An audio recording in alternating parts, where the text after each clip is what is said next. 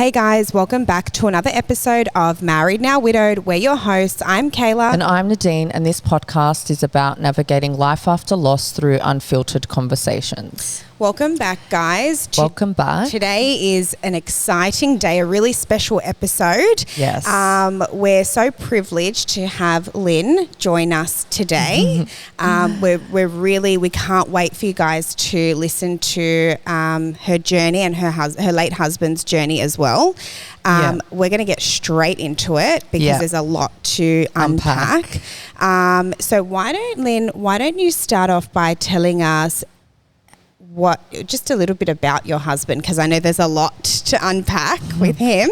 A lot to squeeze in. Yeah, a lot. Yeah. Well, my husband was a professor of surgery of paediatrics for 50 years in this country. Wow. 50 Pediatric years. surgeon, saving lives. So that was his career in the end. Trained in Sydney, went to Melbourne, went overseas, worked in Saudi Arabia for 10 years for the royal family. Wow. No way. He was the surgeon to the royal family. They headhunted him to Saudi Arabia. Wow. He went there for 10 years and worked. He came back on sabbatical and met me. Wow. Wanted me to go back, and I went, no. Not happening. No, not happening. So we decided to stay, and that was 1994. Right. But I actually met him in a rock and roll class. So, Oh, no. so we blame it on Elvis. Yes.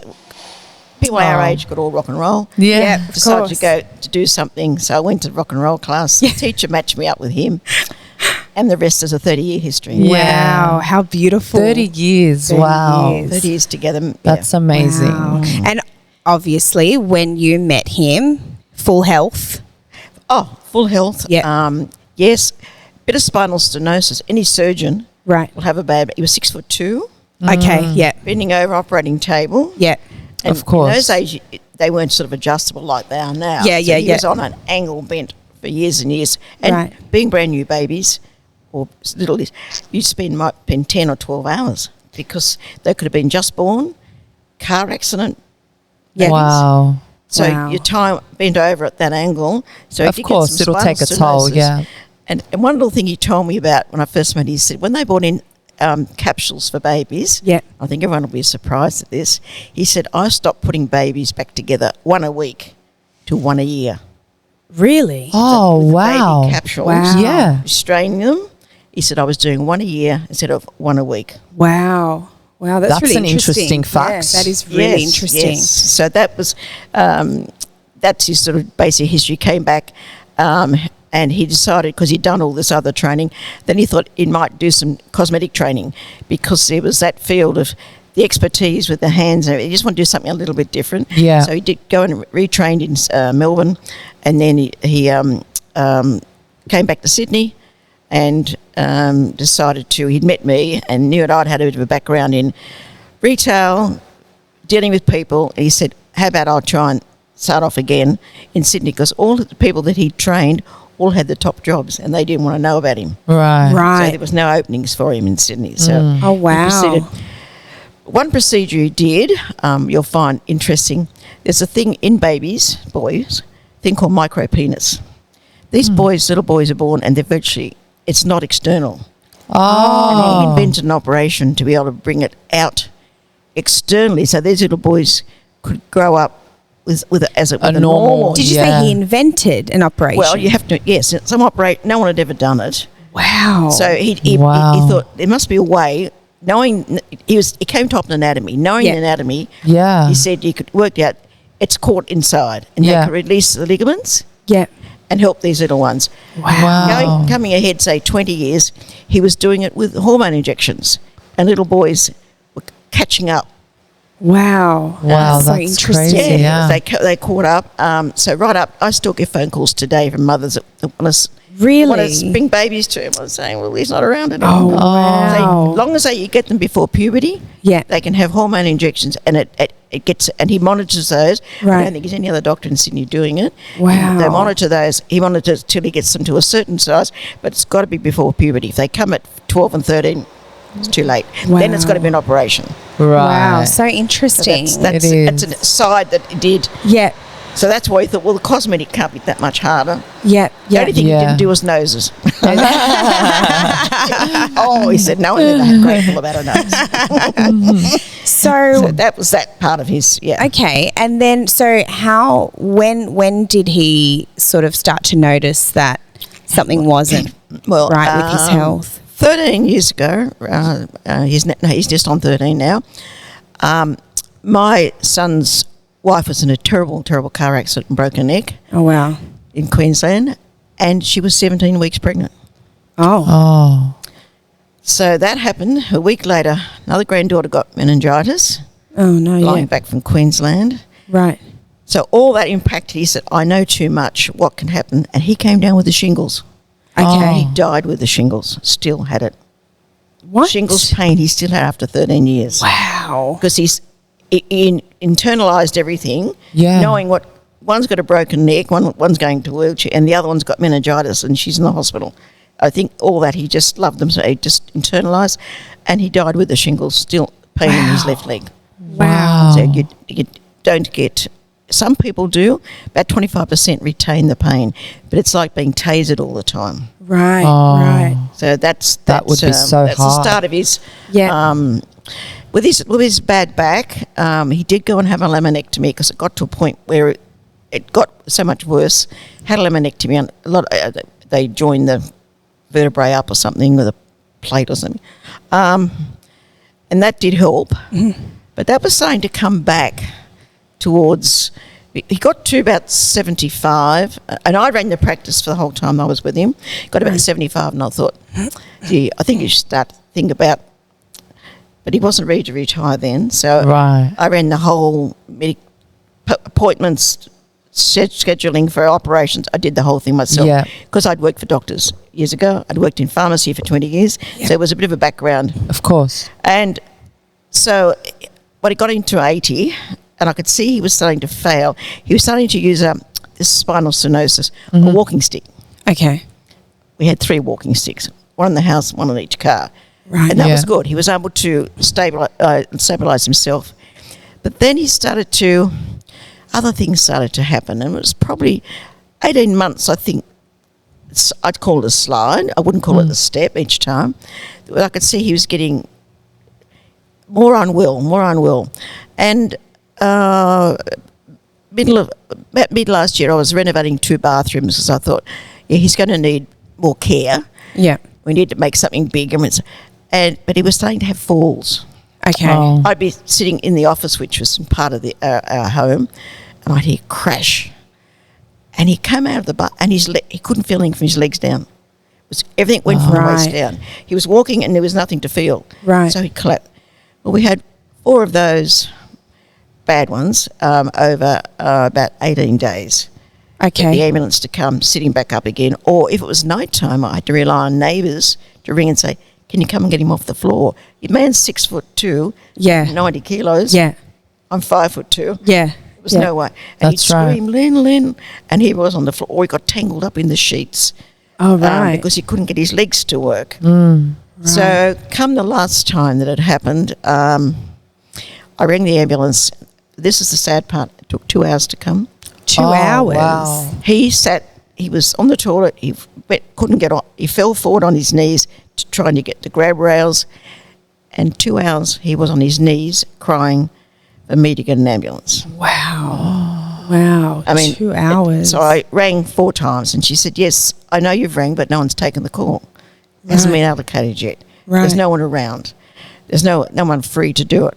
And he's yelling out in the background, help me, help me. I mean, a man that had given his life, it was the most terrifying thing, trying to put pads under his knees, but he didn't have the strength to lift his knees for me to put some pads. He was knelt down there for 2 hours. Then they turned up. wow. Not their fault. I was so happy to see them. Of course. Yeah, of And as course. they came in my front door, he couldn't hear me. I said, don't bring him back. Yeah. This is cruel. So they did take him to Royal North Shore. They put him into the stroke ward, actually, because they couldn't really work out. He'd been under a neurologist, just monitoring his nerves and every nerve. They do a nerve pain type of thing all over his body. He'd been monitoring that. So when he got in there, he said, we think you've got MMN, Have you heard of that? MMN? Yeah, No, I haven't. How I remember it is mum, nana. Mum. Multiple muscular neuropathy. That was the first. Okay. Diagnosis. So you're just failing. You're starting to fail. Okay, so accepted that. So he was in there for about a week, and then they said, well, look, you can't stay here. I said, well, you can't go home. Yeah. Respite is the next absolute crisis thing you're going to come up against, trying to get respite. Everything's full. Everywhere's full. Dementia patients. It's horrible. So we did move him to a good facility from Royal North Shore to Manly Waters. They looked after, but you're on a time frame. Because you only got so many days you can have on respite. This is how it works. Right. And it's like 21 days. So on the wall there's written up the day you're leaving. Right. I'm looking at thinking, oh my God. So when you leave, where are you meant to go? Well, that's what puts the wife into the challenge. Of course. Where do you put him? Where do you find? Where do you get? Everywhere you ring, they're full. Right. At that stage, he wasn't high care. There's a grading from 0 to 13 as far as the care that's needed. He was sitting at a 2. Oh, okay. But he progressed very quickly to a 10. Oh, right. Okay. You only go to 13. Mm-hmm. So they moved into there. Then they said, look, we'll do a muscular, we'll take a piece of muscle out and let's just test it. So he goes back to Royal North Shore. They take the piece muscle out. It takes 3 weeks to get pathology. Wow. Wow. There's only one hospital in New South Wales that does it. Oh. Royal Prince Alfred. Mm-hmm. 3 weeks for pathology to come back. So he's there. So he's running out of time back at the hospital. You have to move him again. So you're packing up and it's like, no. So back to Manly Waters. So we're back there, and finally pathology came back, and they said, no, nothing wrong with the muscles. Oh. So what have you got? In our hearts and our minds, we were thinking of motor neurone because he was starting to get to a point to reach out to something. He was helping his arm. Right. And I thought, you couldn't pick up a pen. He could use a laptop. He was sort of using one hand to hold the other hand on the keys. So it's sort of going through your mind. There's something happening here, you know. So when he was there, he had another deadline. So I'm out. I've gone 12 places again. He's on waiting lists everywhere. Some people wouldn't put him on a waiting list. Right. We've got 10 on the waiting list. Right. This is North Shore suburbs. Yeah. I could have put him out in the west and been an hour and a half's drive. It would have been difficult though, You know, he wants to see me every day and I've got to be taking stuff and doing. So they tell me at Manly that unfortunately he's only got till this other date again. So I was a little bit cunning and I said, well, I'm going to a conference. I won't be here that day. Yeah. So I put him on Manly Beach with an umbrella. That's exactly what I said. And I said, well, I won't be here. But as long as he's got an umbrella, just put him on Manly Beach. They realised then that's my sense of it, that I was serious. So they were able to extend it another 10 days. And really you didn't have a conference, right? No, when I came back, they said, how was the conference? You're like, yeah, it's great. It's good. You got to do what you got to do, right? Yeah. You got to be on your feet. Sometimes you have no choice. They give you no choice, That's right? I said, I've been to have you tried here? Have you tried here? Don't go there, they'd say. Someone would say, don't go there. Oh, that's a really terrible place. So I came back. Anyhow, he came, started coming really unstuck there with his hands and the movement of his neck. So they said, he's going to have to go into care, but he's got to leave here. Well, then I was again still looking for, not residential, as in total, it was another lot of respite. Right. While you're trying to find residential, because then you get this terrible scare when you're told it's going to cost you nearly $1 million. That's right. To go into residential care. So then you bring in a financial advisor, go, what do we do? Yeah. Yeah. So wonderful. That was one of the best things that happened to us. So I got him eventually, I begged them at James Milson Village, which is just down the road from me. So it was only a 10-minute drive every morning and that I could see him. But even down there, he got to a point, that's where the 2 went up to 10. And he was he was sort of in a dementia ward. He never left the ward until he had to go to an appointment with a neurologist. So he couldn't walk, right? We ended up getting. I ended up with A 3 wheelchair? wheelchairs. Yeah. Okay. And being a big he couldn't. He couldn't lift himself out of a chair. Right. There was the strength was gone, but it was coming up to about under the chest at the So stage. did he decline really rapidly? Not quite then. He was still going okay. Oh, We'd get okay. him into a wheelchair. Yep. And then we'd get him to the. I used to pay a lady to come take him. I can't do this. It was a special course. service. Yeah. Wonderful service. Yep. They come and they take me to their appointments. I'd be there, but I'd go separately. They'd put him in a wheelchair and put him in a wheelchair ambulance. She would go with him, take him in there, sit him down. I think it's called Golden. That's incredible, isn't it? Golden Days. They just picked him up like a little silkworm and looked Yeah. after him everywhere. So when we got to the last appointment and he's sitting there and the Dr. Lee's looking at him going, and he's at this stage, it was up to about here. And he looked at him and he said, "I'm so sorry, Dr. Moore." And the doctor cried, Really? held his hands and prayed and said, "You've got motor neurone disease." It's only 5 weeks before he passed. Oh. Wow. So what had happened, the slide went to steps. He couldn't, and then he needed someone to get him out. He couldn't get out of the wheelchair, so they couldn't get him into bed. And then take 2 people to toilet him. Had they diagnosed him earlier, because there's no cure for that, is there? I don't believe it would have made any difference. Right. I think because the progress was there, it was happening, but it was a slow.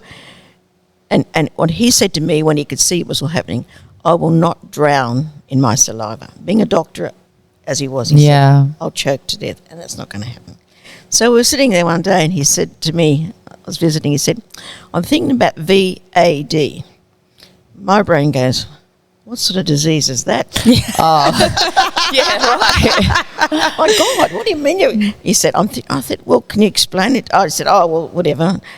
He said, "No, I need to talk to you. Voluntary assisted dying." Well, So voluntary assisted dying. which we have in Wow. New South Wales now, and Yes. it came in November. So I was aware that they did it in other states in Australia. State Yeah. that came in. It was the November before. Right. It's November last year he passed away. And I said, "Really?" And I said, he said, "What do you think?" I said, "I have no opinion." How did that make you feel? Like hearing that from your husband? Very sad. But to see a man suffer who was so brilliant, and you could see that he's doing this and that, and he's couldn't get it, and he couldn't go to the toilet without Of course. 2 people to take him. When you get at the stage and someone's got to wipe your bottom, Yeah. Yeah. I think any of us would be Would- real. yeah. I agree. Yeah. And not be able to even get into bed. And when you get in bed, you can't get out of bed. And the very funny thing is, the beds weren't long enough for him. Being 6'2", He's just so tall, yeah. they didn't have any longer beds because he was in respite. It wasn't a hospital. The difference is people think, oh, it should have sides on the bed. No. Respite's rest. Yeah. Look after you while your family's had to go and do something, or Yeah. your wife Yes. needs a break. Or Yeah. So I had to go and buy sides to go on the bed because that was the bed he was in. Right. So I had to go and find a place to hire sides because he was frightened of rolling up and falling out Yeah. of the bed. Yeah. His feet were up against a wooden plank at the end. We Yeah. had to Wow. stuff pillows because they couldn't extend the bed. So respite is very different to nursing. People, they think it's a hospital bed. No. Respite beds are not hospital beds. Right. And respite beds can't have sides. Right. Wow. That's a restriction. So can I just clarify what you called it? Was it VAD? VAD, VAD. That's the same as euthanasia, but we call it VAD No, here. I Is that don't right? believe it's the same as euthanasia. I think it's different. Okay. VAD, you have to be a totally full mind. You can't have any sort of dementia. Right. You can't have any. So your family, I think with euthanasia, that can be just, I'm not 100% positive, can be a family decision when someone is so ill. Okay. So I think, but voluntary is you are saying, Yeah. You have do to be this. of sound mind, and you Yes. have to say, And this is what I want. And once he made that decision at the hospital, we had to, when he saw the doctor that day who said to him, that's what you've got, and held his, and prayed and said to him, "I will write the letter today." He said, "I know you want VAD. The doctor didn't really, he said, it's not for me to say, I don't know whether I will Wow. or not. And my husband said to him, "Well, 2 years ago I'd have said no too, but I'm sitting here now." knowing. Sorry. So can I just ask? He thought about it. He brought it to you at home. What's the next step? Is it who do you go to tell that? Your treating doctor, which his was a neurologist, Okay. sends if you're going to die within 12 months, they predict you're going to die with it. And he was failing very quickly. And was that his prediction within the year? Yes, absolutely. Okay, He said, right. I will write the letter this afternoon. Right, okay. And that gets sent off to the government. Yep, Then I got in touch with palliative care. yep. And they explained to me how it works. There'll be interviews with him, not necessarily with you. You'll be there. But they interview and make sure he's an absolutely sound mind and he's making the right decision. So within that letter going in to the government, they got in touch with me. Greenwich were very helpful. Greenwich aged care. Yep. They've Yep. got a palliative care team there. Right. So this lovely lady doctor rang me and said, look, I need to come and talk to him. Just talk about this decision you're making.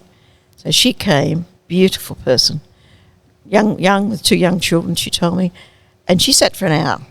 Right. I sat with him, but she asked him about his whole life. So from where he started, all his overseas business, right up to now. So she could tell he was of totally sound mind. Yeah, okay. That's the tip. But then you have another one come. There's three interviews. A male doctor came. So he introduced himself, went through the whole exact same question in his own way, his life history. So he was like, that's got to be a tick. But that's been about an hour. Then she comes back, the initial doctor, for the third interview. So this is all happening within probably about 5 days. They get it underway. Okay. Pretty good. They're making it, yeah. She comes back and she goes through it all again. And a few times she asked me, how do you feel? Because I was getting very upset. And she said, just go and hold his hand. He was able to hold it together because he had made up his mind. Yeah. But for me sitting there, hearing these questions and him saying, yes, I Yeah. want to do it. And how soon do you want to do it? And he said to her, as soon as possible. Wow. It all flows then from there. But Because you have children as well, right? I have a son and a daughter, and he has 2 sons. So we've got Okay. 4 between us. Right. All grown up, all adults. And how did they feel? Well, we had to break the news to them. I kept, especially his boys. My kids ring once or twice a day. Yeah. How's Pop? What's happening? But his boys, one's in New Zealand, one's in Melbourne. Oh. My son's in Brisbane. Oh, that's and difficult. My daughter, which is his gorgeous stepdaughter, who he said the Yeah. girl he never had, is local. So I mentioned it to them. It was like, oh, really? I said, well, look, let me talk to his boys so they understand what has happened in the last 4 days. Yeah. So I rang each one individually and I said, your father's thinking about VAD. Again, What's that? VAD? Yeah. Look, Yeah. honestly, nobody knows what it is. I've Yeah. never And heard of they all it. go Yeah. euthanasia. No, it's a different It's thing. different. So I explained, I said, look, your dad's thinking about this. Oh, really? Yeah, well, look, he's very sick and he feels that he can't continue. I said, you have to see him. I rang them both on a plane the next day. I said, I think this is going to be very quick. Yep. I said, just come and visit him. So they both got on, and they arrived on the plane to go and visit him, and not necessarily talk about it, but I said, catch me. Just I to don't know when he's visit. going to decide. Yep. There was still no date set. So boys came and he talked to them, and I think they understood when they saw him. When they hadn't saw. seen him for a while, how bad he was. Like to scratch his head, he'd have to hold this hand up. Wow. To try and Wow. you get an itch. He couldn't even do that. Couldn't comb his hair. And then he couldn't swallow. Starting to have trouble. He couldn't cut food, so he was having trouble swallowing. So So this progressed pretty fast. Had to get fed. Yes, it was within weeks. Wow. Within Wow. weeks, he couldn't. He said, "You have to be here to feed me." And I said, "Well, I'll get the nurses to cut up and feed." And they good. They know how to feed them, the quantity, the size, and Yeah. And then it was, what about? I don't think I can even drink. He got a coffee and it was everywhere. Oh, So wow. I got straws to put in the coffee. He loved a coffee. And where he was, they were beautiful. They'd go and get him a nice, beautiful decaf out of a machine. But we had to hold a cup with a straw. He was drinking coffee with a straw. Oh. Now, when you get to that stage and you say lives, or you know, and even with that, he was having trouble because he was starting to have trouble. He couldn't clear his throat. Like we can go, no, he goes, He couldn't. Yeah. and he said, what happened? It's moving up to my throat. And that's where it becomes, you can't swallow. And she did say to the lovely doctor that came and said, if we put a tube in to breathe or to feed you, you can't take it out. Right. If you change your mind and still want to stay on, but those tubes have to stay. Wow. Because you got to get everything into you somehow. That's the bottom line. You can't do it yourself. So that was rich and emotional few days. So she came and went, and she came back on this. She said, well, I feel that I'll put the application in today. I feel you're absolutely perfect.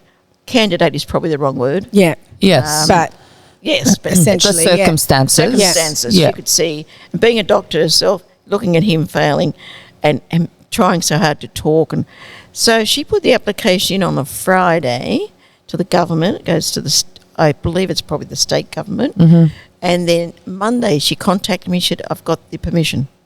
Wow. Because everyone was saying it takes months. I said, well, I can tell you it doesn't take months if circumstances all line up. That's right, yeah.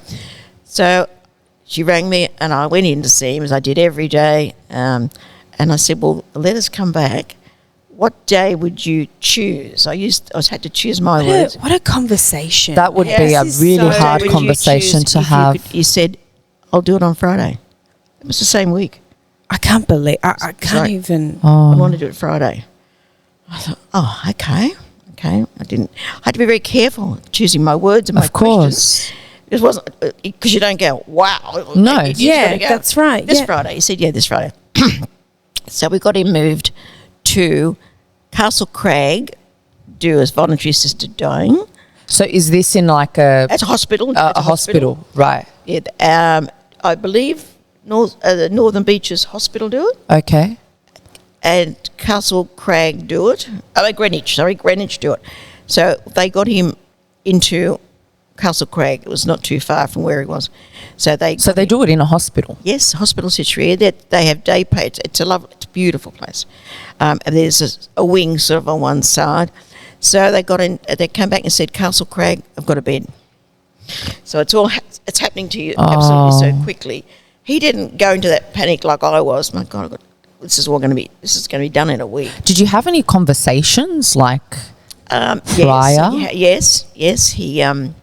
He was like today's Valentine's Day. As I said, red roses arrived Valentine's Day, birthday, Christmas, dozen red roses, or sometimes 2 dozen, all the time for 30 years. Oh. And it was like, and I'm sitting there and I'm thinking, okay. He said, now I want to say something to you. He said, no, here's my wedding ring. I want you to take it, which I wear there. I've had resized. Oh, wow. Oh, that's beautiful. How special. And then he said to me, which was really took me back, if you meet somebody, I don't want you to not move on with your life. Oh, my God. Gosh. It was really hard. Yeah, of course. But you have to, I suppose, look at life. I mean, I'm 76. And not that to me, I couldn't even think about it. Of course not. That's right. He said, you have my permission. How's that? Beautiful. So the family all flew in and we had some wonderful days with him in that week. Grandchildren came. We had them from 11 right up to, I was probably the oldest in the room.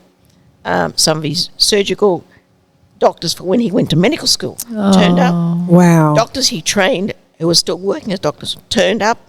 They knew it was going to be the Friday. So we got some wonderful photos and he had some wonderful comments. But they said, he's so calm. I said, I know. So the day before the Friday, again, all the kids are there. My granddaughter did one thing. I must go back a little bit. She said to me, Nana, can I go and see him for a couple of hours myself? This girl's nearly 20. Wow. Beautiful, beautiful nature. And she said, I want to go and talk to him. So I said, yes, can you drop me at the hospital? So she went up and spent 3 hours and talked him through life. She goes to church and all, and she went through the whole what was going to happen. But it was it's not a bad decision, Poppy. You're going somewhere better. And so she went and did that. My son taped his life story. He had 2 sessions with him. He now has it all recorded, ready to put it down in writing. Oh, wow. He said, I think we need to get his full story. So that's all been done. That's all still on the back blogs. So the day before, they explained to me, they said, now this is what happens. We come. He had a choice, injection or medication. Right. Okay. You got 2 choices. Now, the medication, if he'd said medication, I had to take it home, keep it at my place in the fridge, and bring it back on the day. He said, no, that's not happening. They don't keep it at the hospital? No. Why would they not keep it at the hospital? Why wouldn't they just bring it with them? That was the 2 options, or a cannula in your arm and Yep. an injection. And he said, no, I want the cannula. He said, I'd be unfortunate enough to choke on the medicine because he had a sense of humour. I mean, my luck, I'd choke on the medicine. Yeah. So he opted for that, and she sat there and explained. They come on the day. They will set him all up in the bed, make him all very comfortable, and to put the cannula in. When they get there, if we're in there, they always have a lovely room for the family when you're losing somebody, as you Right. understand. Yeah. Coffee, tea, and all that. So Yeah. it was about probably 15 of us go in there. So he was sitting in the chair when they arrived. She said, well, you pop next door. We're just going to get him organised. So, I can't actually comprehend this day. well, I had to hold myself. I didn't want to be sitting there in front of me, breaking my heart, crying, because I thought, this is that hard. But he was so composed. And how do you decide? Like, how do you make that decision on, like, how do you know if you're ready on that day? Well, like, I think his thing, he was so well read. He was such a smart doctor. He knew what was going to happen within weeks. That's gonna the choke. thing. I think his intelligence played a huge role in In the him being decision able to making. make that decision, because I personally can't even comprehend it. But I think he had such a level of intelligence. A quick decline that it went from here to here to here. My family's He feeding me. I'm knew, like a baby. yeah. Yeah. My family's giving me a drink. I go to the toilet. There's three male nurses have to come and take. Yeah. That's right. Well, it's not a life for him. No. To him, It's an it's existence. not. I Yeah, call that's it an right. existence. Yeah, I get it. So she explained to me what happens and that they put the cannula, and she said, "Oh, he's standing right over in the corner." She said, "You'll all come back in the room, all be around him chatting."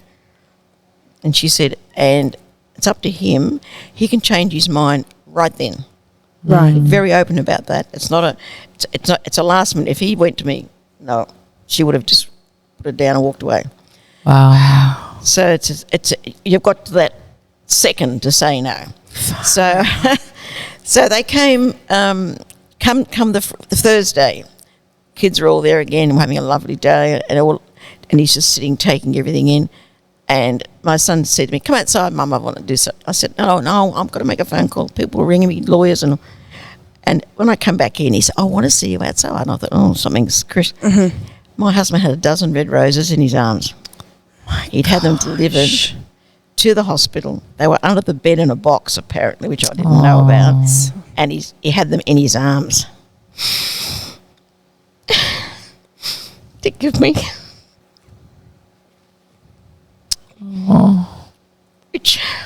And the card read, "Every time you see red roses, you'll think of me." So I have a beautiful picture of me kissing him and him giving me the red roses. So beautiful. That was the day before. So even to then, he was on top of everything.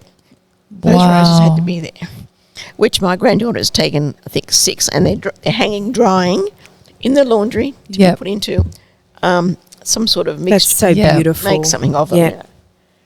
So anyhow, that was the day before, and we all said good afternoon, and we'll be back tomorrow morning at 9 o'clock. That was the day. That was D-Day. So you couldn't sleep there that night? And I wouldn't choose Oh, to. you wouldn't? Okay. It was certainly a bed. No. I felt I had to.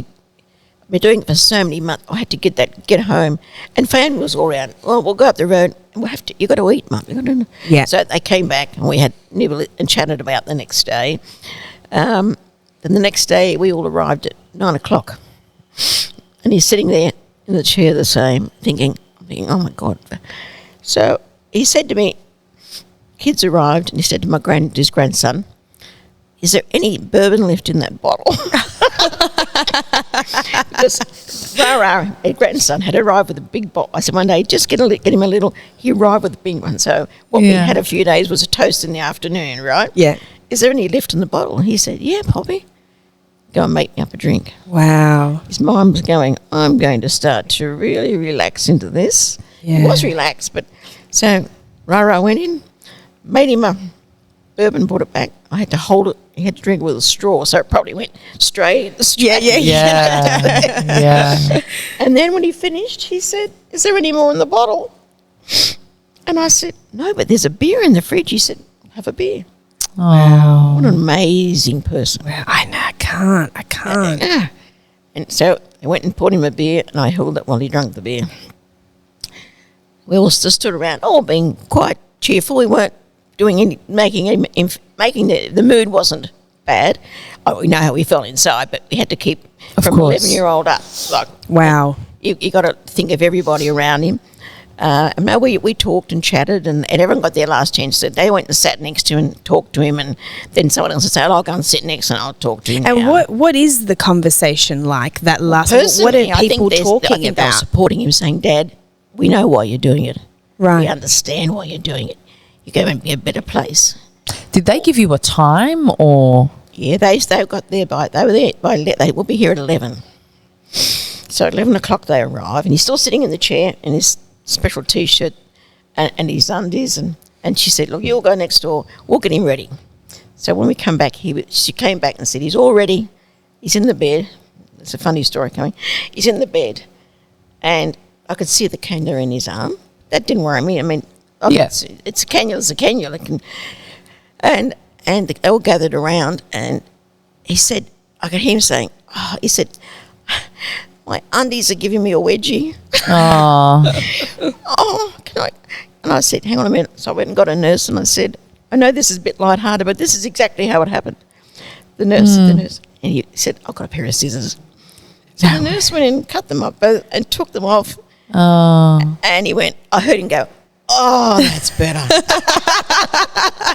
Poor thing. Because in the bed, it was, Yeah, of course. And the nurse walked out and went, I said, oh, thank you. I went back, and we sat, anyhow, I said, what do you think? It was about 11 o'clock. They'd set him up, and they said about 20 past 11 we'll come back. And we're all standing there thinking, do we need to wait? I said to them all, does this need to be another 20 minutes? Because we're starting to get a bit Anxious. and it's all going to... Yeah. And they said, well, what does he want to do? So I said to him, do you really need to wait another 20 minutes? Look, it's yours. He said, nah. Wow. So I went back and got the doctor. She came back in, and she stood right over in the corner. I've got a picture of everybody with their hands on the bed. Because waiting would be like Worse. Yeah. Isn't it? The anticipation. So I was laying on the bed next to him holding his hand, and I said, are you ready? He said. So I looked at her, I just went, and all that happened was he went, looking at me and went, like that. that was it. What? That was it. How? How quick the injection. She just pressed the injection, and he shut his eyes and turned his head. What, within seconds? From him, I'm saying to her, What? he's ready. And she went right, and he was looking at me, and I saw him go, What?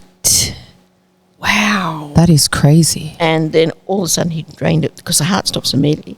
He drained it all colour. But his hand was still holding my hand, but it had gone white. His face went white. His jaw dropped down, because you lose, Of course. everything's gone. Nothing's pumping anything. And then she came over and she said, can I just have a listen to his heart? And she did listen to his heart, and she said, yeah, he's gone. I can't. Wow. This is so... That's how it's done. That's how he did it. I was not how it's done. That's how he did it. And that's and she gave. We had some time. Everyone sort of come and said a few, but he was gone, you know. So we moved out, and they got him. Were you the only one in the room with him? It was Everyone. 15 of us. Everybody was. Everyone there. was in the room. From 11-year-old to The 11-year-old. Yeah, We're all wow. there, I can't. I just... and they all. You thought would it was- have to be very strong. Well, it was his decision, and they all Of knew. They all course. talked to him about. But even him, like he would have to be so strong. I am actually in to- awe of his entire, I just can't, I can't get my head around it. Well, I think once he was gone, it was like, oh, he's gone. But that lead up is so. Well, it's nice to have the family there. They're all around him, course. talking, and he was still acknowledging. And he said, "Don't forget, I'll be watching you all. So be very careful what you do." Wow. Did you ever sort of say to him, like, "You sure? Are you? Do you like?" No, when he told me about it, I went, right. I was understanding seeing him fail. Yes. Yeah. When I could see daily, it wasn't a slight, it was a step. Every day I went, it was like that. And I'd get there and he'd say, oh, I'm glad you're here. And I'm thinking, oh, God, this man can't live like this. And he was still in respite. See, that's when we finally got him into Castle Crag. But he was just sitting in the chair all day. And that's when, October, he'd said to me, I can't pay the bills anymore. You'll have to learn how to pay the bills on the computer. He was a man that did all that.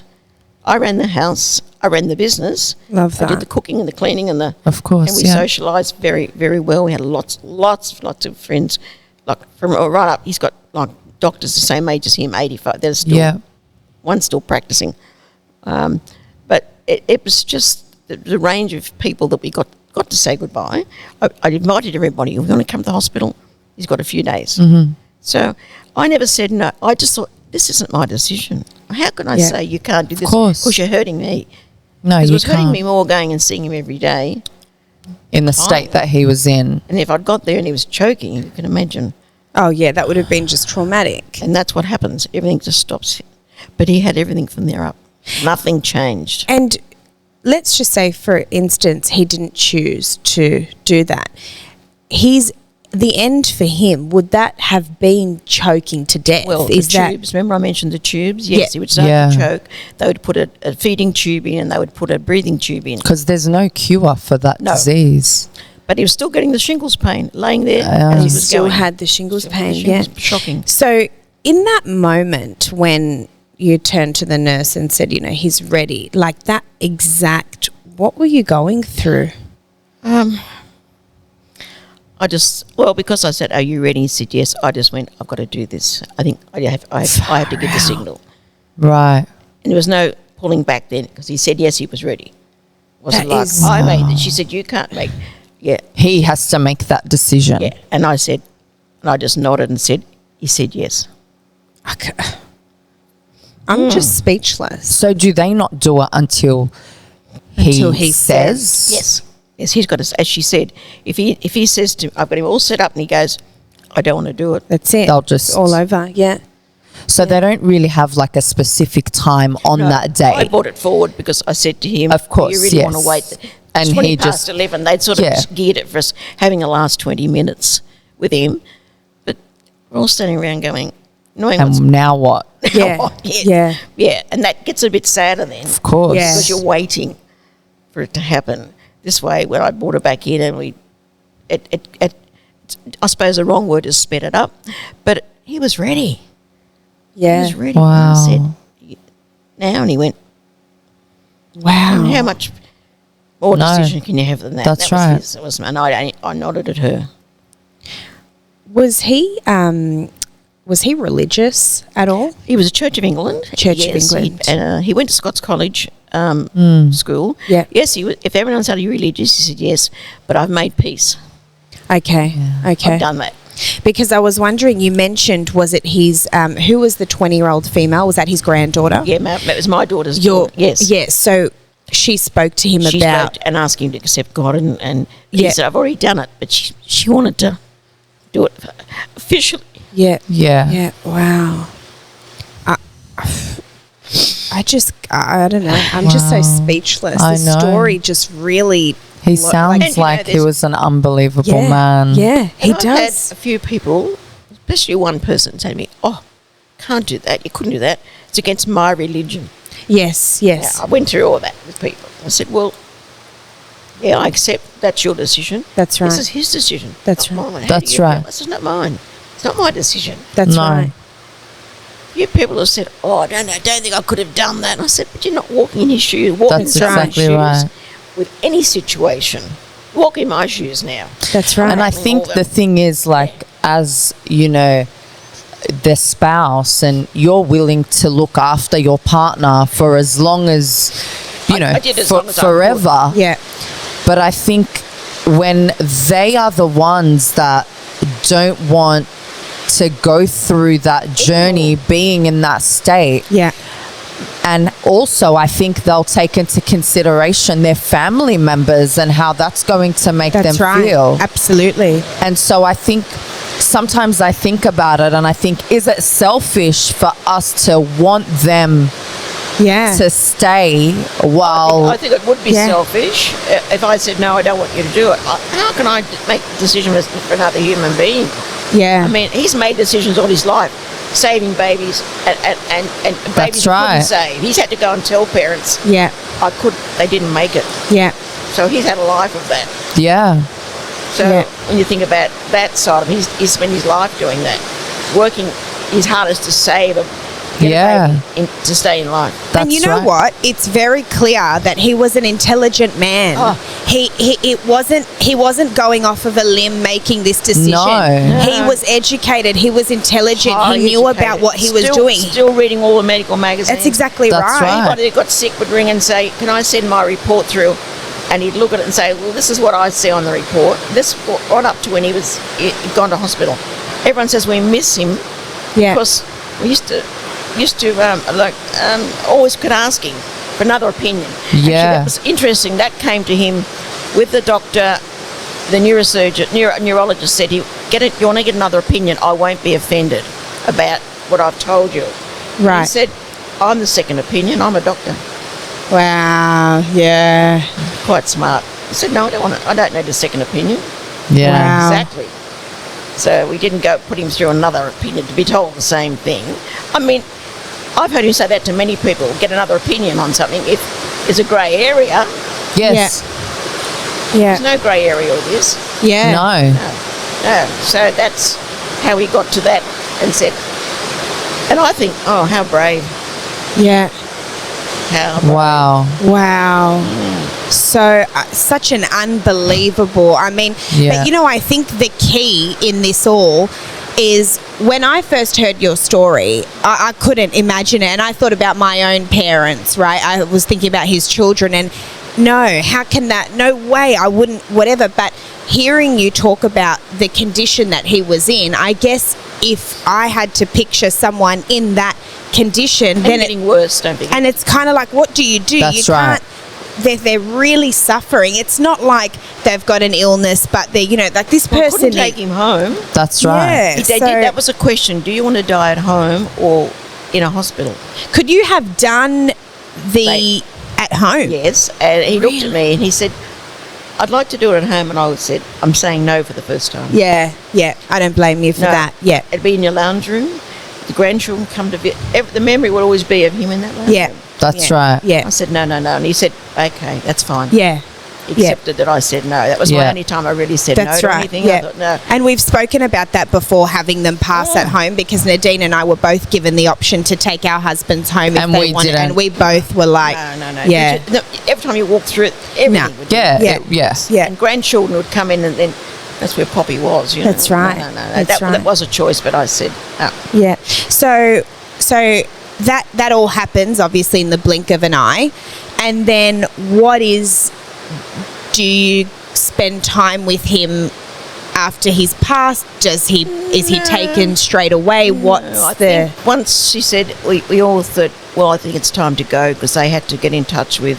I'd done funeral arrangements, and now this is a good advice. I feel Yeah. when he got really sick, someone said, "Have you spoken to a funeral director?" I think it was one of the doctors that Yeah. came, the particular lady doctor, and she said, "I would maybe get in touch with one."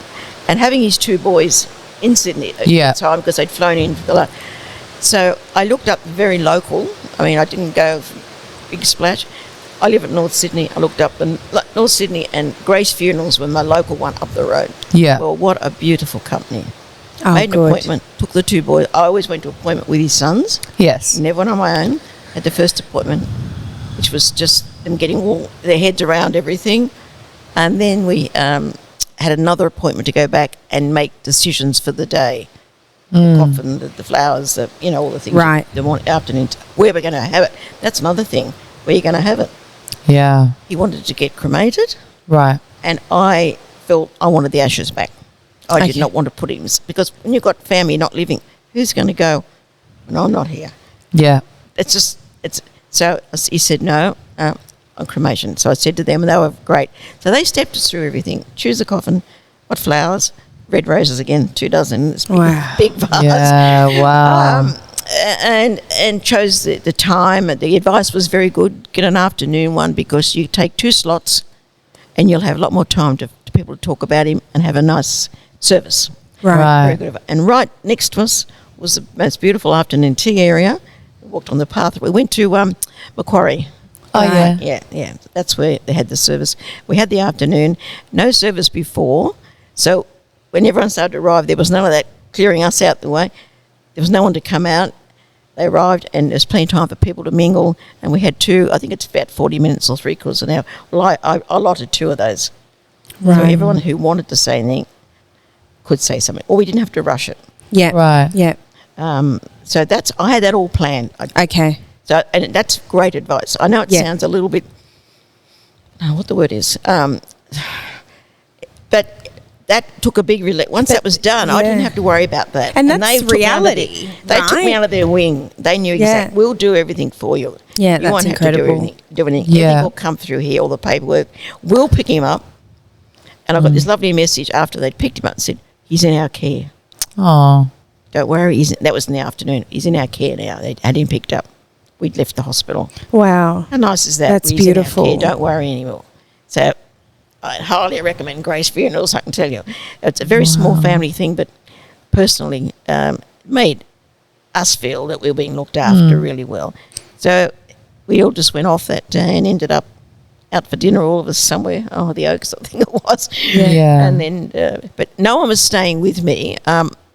They all were in Airbnbs, which was good. So so to go home on your own, they saw me Yeah. back, they walked me back down, but I put the funeral on then. I thought, I'm going to watch this. Yeah. Because when it's happening, as you girls would know, it's a blur. Yeah. It is a blur. Absolutely. Who was there? Yeah. You What happened? Yeah. I don't even know. Who did I speak Yeah. to? Who did I speak? Who didn't I say hello? Yeah. That's yeah. right. So I sat and watched it Wow. that night. Wow. And so I thought, okay, that's what happened. Yeah, I got through it all. And I thought, okay. And I wasn't that I was more devastated a week ago when I watched it. I've watched Yeah. it since. But that night I thought, okay, that's the day. I've seen it now for myself. But then this is when it all starts. But Yeah. everybody- That's right. The paperwork is horrendous. Yeah. Yeah. That's Horrendous. right. Yeah. And you've got to have all your ducks in a row. I did think I had all my ducks in a row. Prior to him, when he started getting sick, I went to every bank where he was the main card, and I was a signatory or something. No, that doesn't work. You have to be joint on everything. as Yeah. you That's girls right. know. Yeah. You can't be a signatory to anything, even with a if it's a credit card and he's got it and he said, "There's your one to use." No. No, you Yeah. need to. All got Yeah. to be joint. So I changed bank accounts. Got him there on his walking frame. Yes. We had them all Yeah. combined. That Yeah. was all done. So it's a Because little it just bit easier makes for things you. easier. But see, people say to me, "Oh no, my husband does everything." I said, No. well, "You're going to be. I'm You're telling you gonna now, struggle, Everything yeah. gets frozen." And You you'll have know, nothing. because I went through some things as well before Yeah. or after my husband passed away. And so our next guest speaker is actually my lawyer, who we're bringing her on just so she can kind of explain to people some of the legal Ins things. and outs, yeah. you should be doing before, Even getting someone the death passes. certificate is a monster, because everyone said, "Oh, that takes ages." So I did leave it to the 8th week before I got in touch with them. Yeah. And told, "Oh, that's already been delivered and you weren't there, so we've destroyed it." What? I can't understand that. I know. Well, I sort of lost it and said, no. Yeah, I don't blame I you. can't sit here and be here for. Of course. It was at the post office for 3 weeks after they tried to deliver it, so I had to start all over again. Yeah. Don't wow. they leave you like a... I said that. They didn't leave me a card. She said, no, they don't do that anymore. This is coming from births, deaths, and Well, how are you meant to know? know, you Like, can't sit up. what if Yeah, you're not yeah, that's home? right. And I said, they don't leave a card. Why? I'm a why person. security reasons. Have you ever heard anything so ridiculous? No, because when you go to the post office, you have to provide your ID. You've got to have the card to pick up. and your ID, that's right. Registered for the birth certificate. It was a very Correct. registered envelope. No, I didn't see it.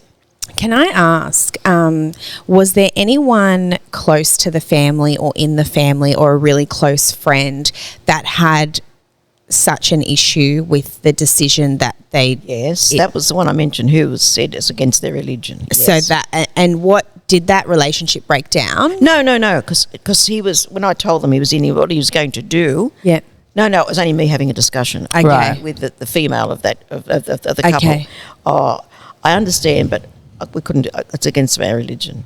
My religion was right. Did they continue to support? Oh, absolutely. Okay. So it was just their opinion? The husband's one of his best mates. Okay. Right. Right. But she said... And she didn't say it in a nasty way. Yes, of course. Oh, I couldn't support that. I said, well, you haven't been in the position yet to see your partner in this position. You might think differently. That's the thing. I feel like you really can't talk until you're in that person's shoes. Like I know for myself and Nadine, yes, religiously, that's the same for us. It's not in our religion, right? But I mean, how can I tell my husband no? Like you have to stay alive and suffer. It's selfish. It's very selfish. It's such an intense decision to make. Like who are we at the end of the day? Kayla and I have, you know what I mean? Kayla and I have discussed like on a previous one of our episodes where we were even speaking about morphine, like the level of morphine that that was being given to our husbands, and we didn't want that level of morphine because we just wanted to have a conversation with them. But when we thought about it, they were in pain. And that's being selfish. We were, right? Yeah. I remember thinking, no, but I have things to say to you. Yeah. You're not responding. I want to talk to you. There's stuff that has happened. I need to talk to you. I was very lucky because from here up, right up as I so explained it was. about He was the completely. the conversations were very normal. And sorry, another question I have, because this is something that Nadine and I talk about all the time. Obviously, your situation was different to ours in the sense that we didn't get to have that final conversation and to ask questions, because there are a lot of things that we look back on now and we're sort of left wondering, you know, especially we've got young children, right? So we haven't discussed, you know, the little things, schooling. What did you want for this? What did you want for that? So when you were having that conversation, obviously he brought up the moving on part. Was it like that? Were you asking him, you know? No, he said, I want to say something to you. He wanted and it was just about finding a partner. I want, if you meet somebody, I want you to move on. I want you to be happy. That took me back. Yeah, it would. Was there anything that you wanted to ask him before? No, not really. No. I mean, 30 years was 30 it of years. marriage? Oh. I mean, that's... Or 20, we met in 94. Yeah. We married in 90. Met in 94, got engaged in 95, married in 96. But we're together since 1994. And I have a question a little bit unrelated, but I know everyone, all of our listeners, they are widows or support people, but a lot of our conversations are heavily based on relationships and marriages and etc. So I know a lot of people would want to know, what's your secret to a 30-year strong marriage? What is it? This might sound funny. Having a first marriage that was really difficult. Yeah. And I was dominated. Yeah. I said, this won't happen to me again. Right. I had an opinion this time. We got on well. I've got as you can probably see, a bit of a very funny sense of humour. So he loved that about me. Yeah. Right. I could tell you a couple of stories and he loved that humour and that putting him on the spot, telling him something was going to happen and it didn't really happen. Right. So I think, but I stood my ground, and if I got upset, I'd be out the front door. Let me tell you. Yeah. Yeah. I'd get out. I've had enough. I'm done. Yeah. Running the business, doing everything, being a housewife, being a wife, everything but the scrub nurse, in the theatre. Yeah. So my whole life revolved around the business. Well, he turned 80, but I said to him, and I was 70, he's 9 years older, I said, when you turn 80, which was coming up, I said, in that June, I said, I'm retiring, you better find somebody else. I worked since I was 13. Yeah. I've had enough. Yeah. 2 babies and that's right. And he went, okay. But he could then see himself saying to Yes. the scrub nurse and I used to call her his work wife. Yeah. She was good. And every now and then she'd ring and say, "Oh, I think it's time. Oh. I think it's Yeah. time." Because, she could see him. He loved what he did. Yeah. He would have been still doing it. But it was too hard Yeah. in the end. So, I think, we had our differences, let me tell you. Yeah. But we loved music. We loved dancing. We loved so socialising. beautiful, isn't it? Yeah. We got involved in racehorses. Only shares, but all that we did. And there was nothing that I would want to do. We travelled the world. Wow. Travelled the world. Yeah. So you lived life together. lived life together. Yeah, as best friends, it sounds That's like, right. right? Yeah. I don't think we didn't have our... Which is so What marriage beautiful doesn't. because, Yeah. these days course. it's, Yeah. It's But coming from a different. very... Yes, to it's me, very a different. controlling first marriage, Yeah. it was never going to happen to me again. Yeah. And he knew what Wow. I'd gone through. Yeah. He asked me 3 times to marry him. Wow. I said no. Wow. I was a very tough nut to crack. yeah. I love that. why But would he I- worked hard for it, right? Why would I go down that road again? Yeah. What I can live here. I can do it. There's no point. It's only. And then I called him out one night. I said to him, we'd been doing a seminar. It was Parramatta. It was a medical seminar we'd done, and we had to go downstairs. We'd had no dinner. There's a little, I shouldn't use the word grotty, but there's a little coffee lounge downstairs. And he said, I need something to eat. We're sitting down there, and he said to me, "Tell me, what about me really annoys you? Is there anything about me?" This came out of left field. I said, "Yeah, I'll tell you. Every Sunday night, you say to me, 'What's on tonight?'" Oh. And every Sunday night, I say, "We watch 60 Minutes." And then he'd say, "What channel is it on?" And I'd say, "Channel 9. Another question. "What time?" 7:30. He said, "So if that's all that annoys you about me, why don't you marry me?" I said, "I will." Oh, I love that. A cup of coffee and a dry sandwich. How beautiful. So I got That's the upper beautiful. hand. So That is, I yeah, love you did. that. Yeah. I love exactly that. What a beautiful story. Yeah. Oh my goodness, Lynn, thank That's you so beautiful. much for coming on. Thank you and so much for sharing your time. story and your journey with us. We really appreciate it. Look, I love doing it, and I just think women out there at my age or need to have all your ducks in a row. That's right. It is Don't think important. someone's going to do Yeah. it for you. That's correct. No idea who you got to climb. And you know what? It's not even an age thing. It can happen No. anyone at any time. So That's you just right. have Hill to to make climb sure. is enormous. Yeah, That's yeah, right. That's That true. It doesn't is, and that's That's what we right. talk about here every single week, Yeah. right? Different things that we go through, things that we never thought we'd have to experience, and just grief. But Yeah. thank you so much for Thank joining you us. so we really much. For having appreciate me. it. If you Thank ever you. again, I'm It's more our than happy pleasure. to. Thank you so much. After Thank I've you got for over your the hill of time. paperwork. Thanks so much for Thank watching you. this episode, guys. As always, Married Now Widowed on all platforms. Any questions, anything you'd like to hear us talk about, please send through a DM, and we'll see you next week. Bye, guys. Bye.